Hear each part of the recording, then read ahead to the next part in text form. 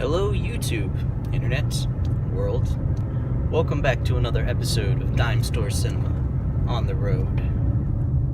Let's talk movies. Today I'd like to discuss the 1940 classic, The Great Dictator. This film was written, directed, produced, and starred Charlie Chaplin. And starting right out, I don't think Charlie Chaplin gets the recognition for his direction enough. He's remembered for being the Tramp, a beloved silent film era character. And that's mostly what anyone talks about. He's the king of slapstick and considered one of the first, if not the first,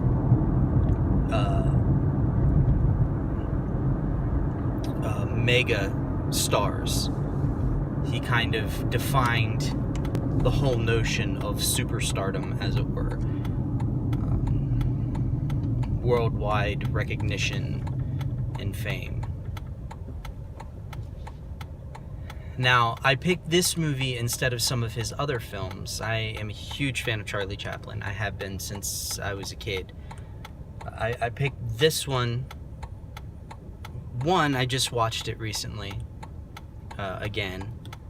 Two, I think that it remains relevant, even though specifically it's not the same audience. I think there's still ideas in this movie and still criticisms in this movie that are very relevant. And despite that,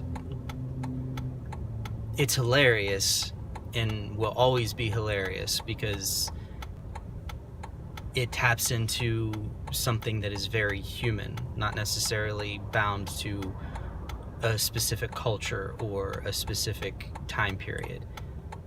Even though it is a satire of specific events that were happening, it is something that it's very, very human. And it's difficult to not laugh at people falling over. People falling is always funny.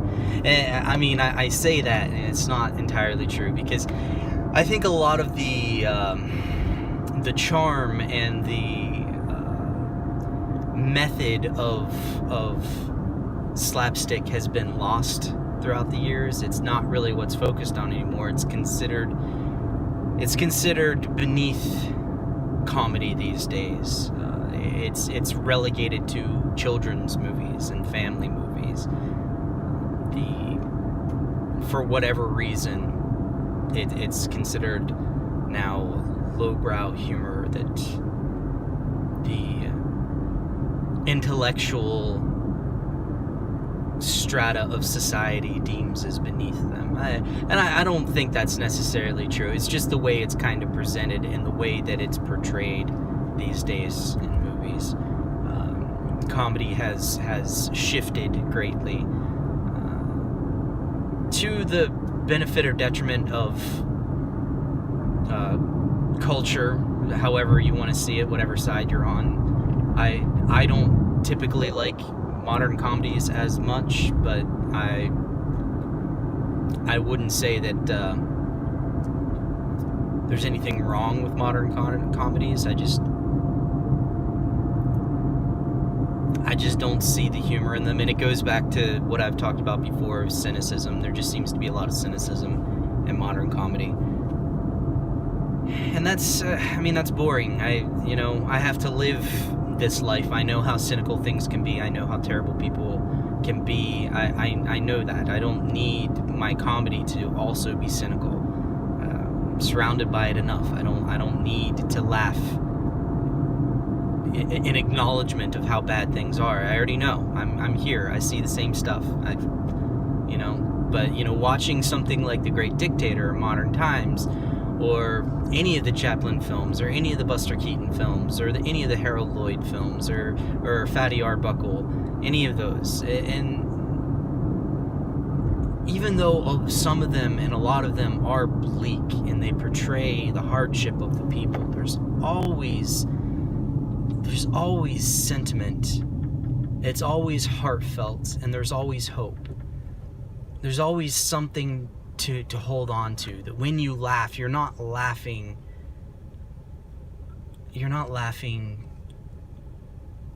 in spite of yourself. You're laughing because it's part of a human condition. You're laughing as a human because of something that is intrinsically human. It's not cynical. And that's why I like it so much. That's why I continue to laugh at Chaplin's character in The Great Dictator when he's playing with the globe like a child pining over a toy. So the movie is it's a classic story. It's a classic story structure of mistaken identity. There's a dictator in charge of a foreign country that is obviously representing Adolf Hitler, and then you have a Jewish barber, and they look alike and their identities are swapped. Well, actually, they're not swapped. The unnamed barber takes the place of the dictator. So it's a story that's been told many times before. Pretty much everyone has heard this type of story before. What really makes this one stand out is not only Charlie Chaplin playing both characters, creating this amazing juxtaposition, and just being brilliant as usual, but it's also different because it is one of the best satires put to film. It goes beyond just being a propaganda piece, and it is a genuinely brilliant satire. And what makes it even better, I mean, you can enjoy this movie regardless, but this movie understood in historical context is makes it all the more fascinating, because this movie came out before America joined the war. So before America joined the war, there were a lot of people in America who in some way were sympathetic to the Nazi Party, and it's because Germany got hit so harshly by World War I that there were a lot of people who genuinely felt bad for them. So to see them get to a point where they were economically stable again, some people rallied behind that as people who, you know, they had overcome their adversity. And I mean, obviously this is before most people on this side of the world knew exactly what was going on. It was before any of the information about the atrocities of the concentration camps arrived.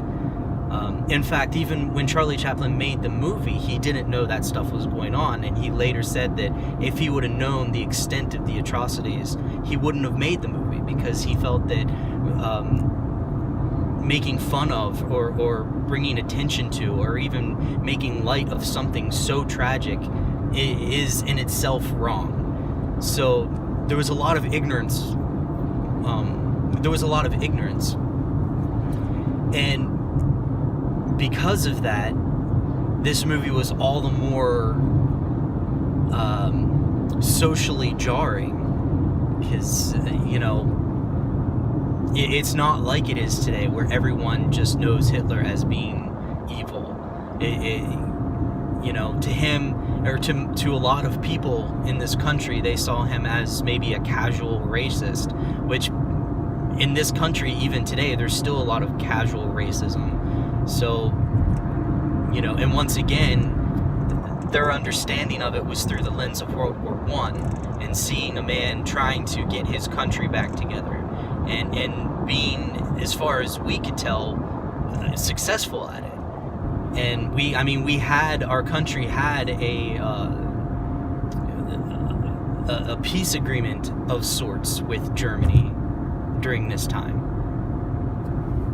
So, mindsets were very different back then. So, like, us watching it now, yeah, it's a funny movie, he's making fun of Hitler, haha. But back then, it was like, no, it was really a wake-up call and a really good propaganda piece back then, because it presented something that was contrary to what everyone believed. So it was, it was a very effective piece of art and propaganda and cinema. So there's that bit of historical context. Then there's also the fact that something that makes this film so remarkable is that oftentimes, as Chaplin's son has recounted, that when Chaplin would reflect on Hitler, it often would disgust him, and also it caused him a great deal of fear, because he saw himself as kind of the bizarro version of Hitler. They were born around the same time. They were both born into poverty. They were both born into adverse situations in Europe. There was a lot of similarities. They were born within just a few days of one another, and he saw himself as, it would only take several bad decisions in his life and he would have become Hitler. So he saw that, and he was horrified by it, and it was something that actually tormented him. So to make this movie where he is playing that mirrored character of himself is remarkable, and just the fact that he's able to play both of those characters so interestingly and convincingly, it adds another layer to this already great movie. And I understand a lot of people don't care that much about history or backstory or even the production aspect of films, and I understand that. People want to be entertained. That's what they focus on. That's fine. But I see the cultural aspect of film to be part of the subtext of the film. And I don't exhaustively research every film that I watch. That would take too much time. But classic films like this, and I think movies that I think are important, I like to spend some time doing a little research on the history around them, what was going on with the director, that kind of thing. And in this case, I'm very glad that I did, because like I said, I think that it made the film better. It made me enjoy it more. So,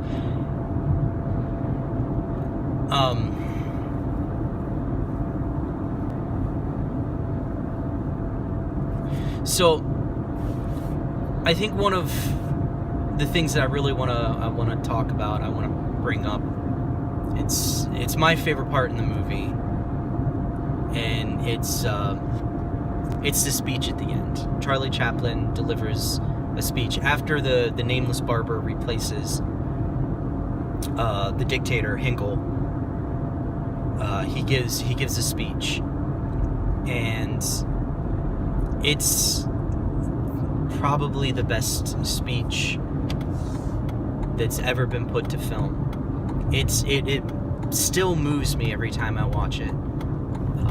It fills me with hope, and it makes me proud to be human. It makes me want to strive to get better.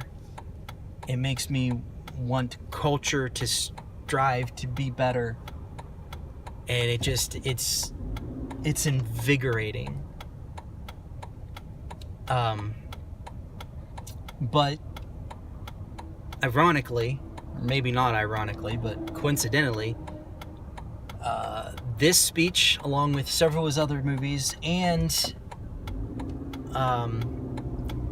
some rather unfavorable things written by Hedda Hopper, led to Charlie Chaplin getting blacklisted during the communist craze, or the scare, I guess. So, once again, another historical piece of context, and he got kicked out of the country.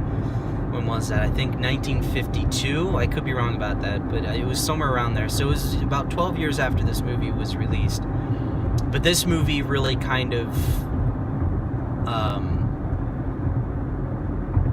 it was really one of the first movies, particularly this speech, that kind of put him on the radar. I mean, he always kind of was, because he's a British citizen living in America during the time of the Cold War. People were very anxious about anyone who wasn't a natural-born citizen, and even people who were, particularly people in Hollywood, because they saw how effective propaganda was in World War II.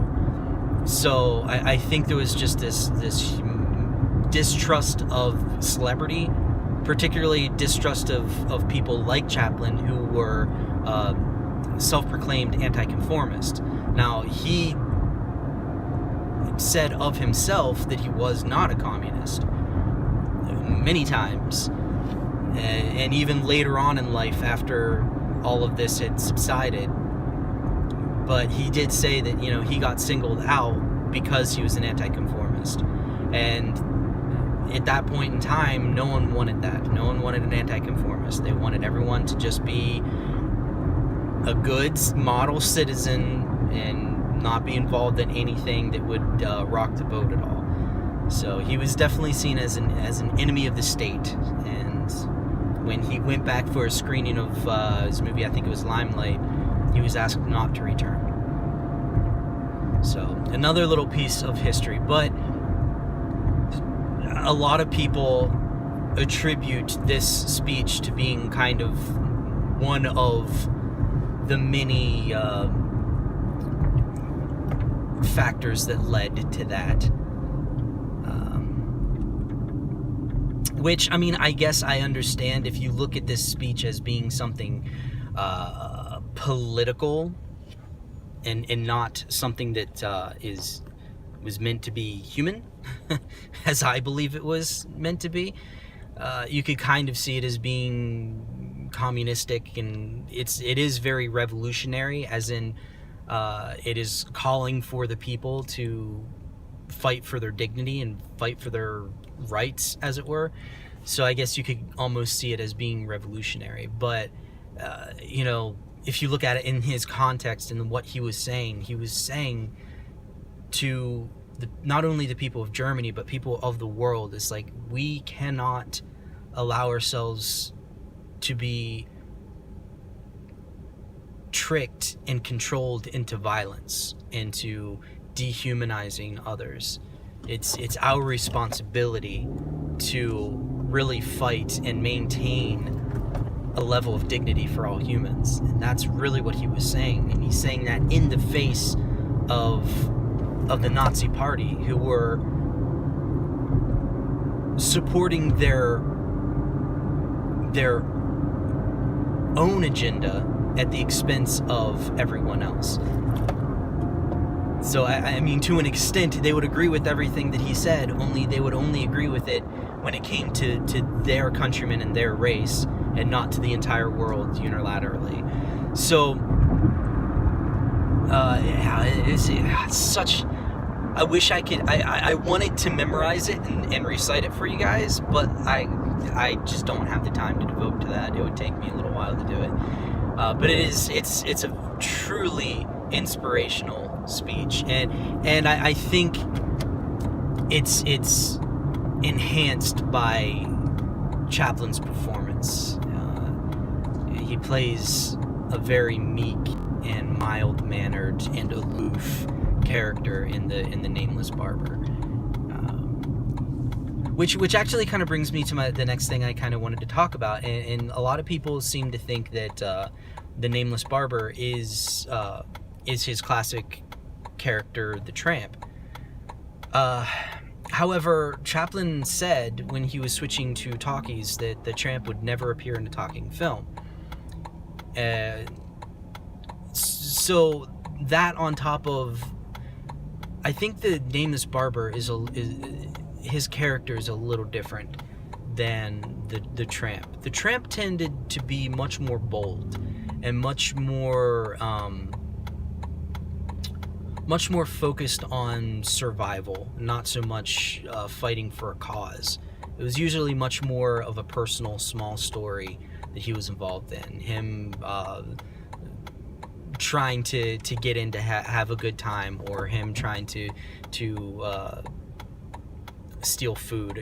It was always a small, contained character dealing very specifically with the troubled times. Whereas in this movie, he plays someone who is very mild-mannered and meek and shy even. Not very bold, except for when it comes to protecting others. And he seems to have... He's the reluctant hero in this. And I think that's more of the character arc. Now, Chaplin does put him in the traditional garb of the Tramp. So there's that tying him to it, and I think he did that for recognition purposes, and to really demonstrate that, you know, this is the good guy, this is who we're following. He's the everyman, which is what the Tramp was always meant to be. He's the everyman, the downtrodden. So there's that, and then there, you know, some character elements, they're both very aloof and kind of absent-minded. But I think there are character elements, like just their motivations and the story type and stuff like that are a little different than what I think is typically portrayed by the Tramp. So I don't know if I would say that it is the Tramp. I think it's a different character. But you know, it might never have been defined in Charlie Chaplin's mind, so it might not even be an issue. It just things that he had said. He said that he never wanted to put the Tramp in a talking picture because that would defeat the whole purpose of his character. Not the purpose, but the whole scope of his character. So that was definitely something I wanted to kind of pick up on. It was a interesting little thing. The fact that he himself segregated his career from talkie and non-talkie, which I think a lot of people who successfully transitioned did that. They had to really get themselves away from the silent era film and realize that the method was going to change and going to be much different than it always had been. And the only way you would succeed is if you realize that. So I thought that was interesting, the difference in character. And I know I mentioned his direction before, and I want to mention it again, because I think a lot of people might consider it kind of rudimentary these days and very basic. However, you gotta remember that this was, you know, early days of talkies, early days of that type of cinema. So I mean, a lot of what he did wasn't necessarily revolutionary as far as his camera work or his direction or anything like that. However, what he was able to capture on camera, regardless of the flair behind it, what he was able to capture was something so human and so real that it just really pulled you into the story and made you really identify with the characters. So I don't think that Chaplin, or Keaton for that matter, Buster Keaton, also a great director. All of his best films were films that he directed himself. They don't typically get the praise they deserve for their directing. It's always their slapstick and their humor, which I agree, they deserve all the praise for that. But, and particularly in Chaplin's case, I think there really needs to be some study and some focus and some love thrown for their direction and their social commentary.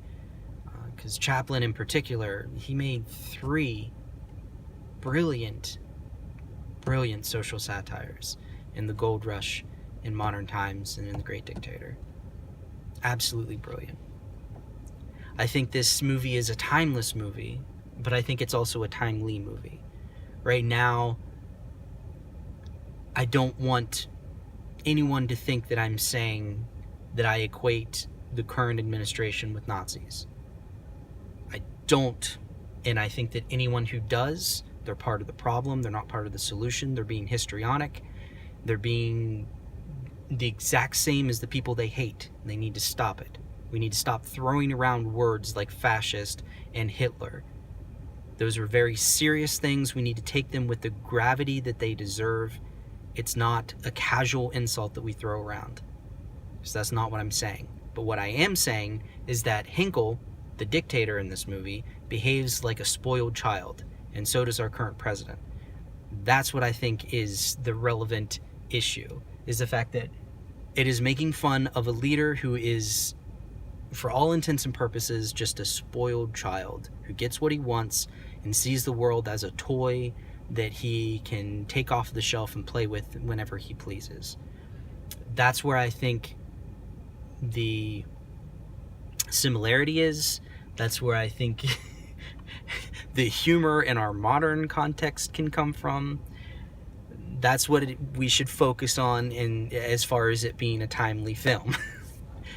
But beyond that, I think that it's very important to not focus on that, not focus on the negative, not become cynical, not look at that as being the takeaway that, oh yeah, it's funny because we now have a leader that we don't like. It's not what we need to take away. We need to take away from it what is articulated in the speech at the end, that we need to be better humans, that we need to fight for the dignity of all humans. That includes the people that you don't like. That includes the party of the people you don't like. That includes the leader that you don't like. We're all humans. We all deserve dignity, and we all should be fighting for everyone. That's not paying lip service. That's not saying that we need to be nice to everyone, but then being mean to the people you don't agree with. It's taking a stand and actually supporting, defending, and fighting for the rights and the dignity of every human being. And that's the takeaway of this movie. That is what is timeless. That is what is human about this movie, and why it will never get old, and why it will never cease to be relevant. Because as long as there are people, there will be the necessity of being reminded to treat people as humans. And Chaplin, despite his personal life, despite the scandals that he was involved in, despite all of that, he had an insight into the human psyche that I don't think many people, particularly filmmakers, have. It was something that, despite seeing the evils in the world, he was never defeated by them in his movies. He was able to present a hope and a joy